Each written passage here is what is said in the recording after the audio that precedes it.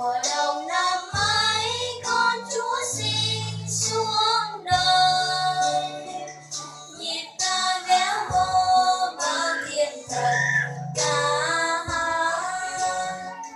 Tôi thờ ngôi hai Giáng sinh trần ai, con thờ ơi hai Giáng sinh trần ai.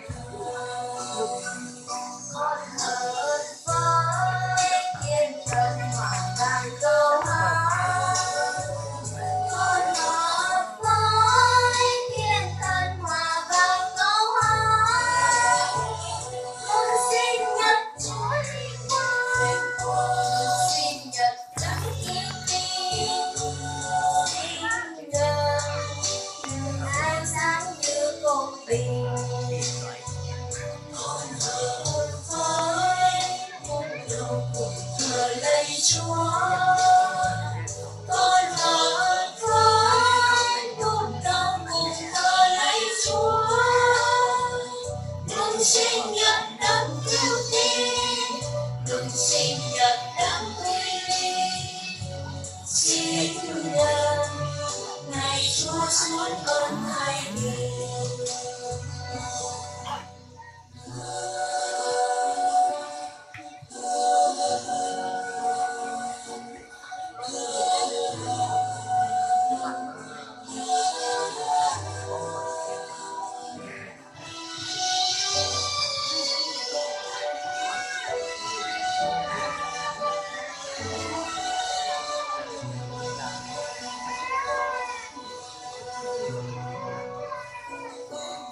Đầu năm ấy vui tiếng ca nhịp nhàng, mùa đầu năm ấy theo ánh sao huy hoàng.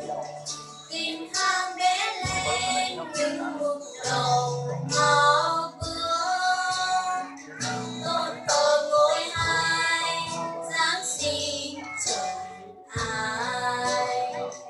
Tôn thờ ngôi hai Giáng sinh trần ai. Với mục đầu thờ lạy Chúa, con thờ với mục đầu cùng thờ lạy Chúa. Mừng sinh nhật Đấng yêu tin, sinh nhật Đấng uy linh, sinh nhật ngày Chúa xuống ơn thay vì. Con thờ với mục đầu cùng thờ lạy Chúa, con thờ với mục đầu cùng thờ lạy Chúa. Mừng sinh nhật Đấng yêu tin, mừng sinh nhật Đấng uy linh, sinh nhật ngày Chúa xuống ơn thay vì.